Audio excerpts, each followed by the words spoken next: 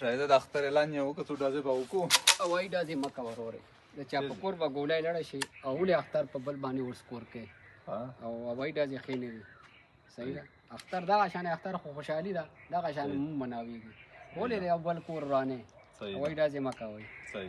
قدرمنو څنګه چې تاسو د ملګرو دا ویډیو وکتله د هوایي ډزو په باره کې هوایي ډزې مه کوئ په خوشحالو کې هسې نه ستا د یو څو ملټه خوشحالي د چا د کور غم جوړ نه شي ته به د اختر په شپه خوشحالي وکړي یو څو ډزې به وکړي خو د چا اختر به په غم کې بدل کړي هر سړی اصله لري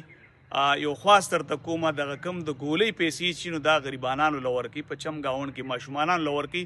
خو د هوایي ډزو نه ډډه وکړئ ځکه چې هوایي ډزې اکثر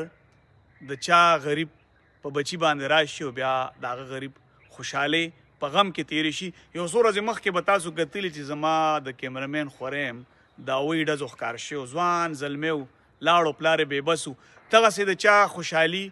په غم کوئ مو خپله خوشحالي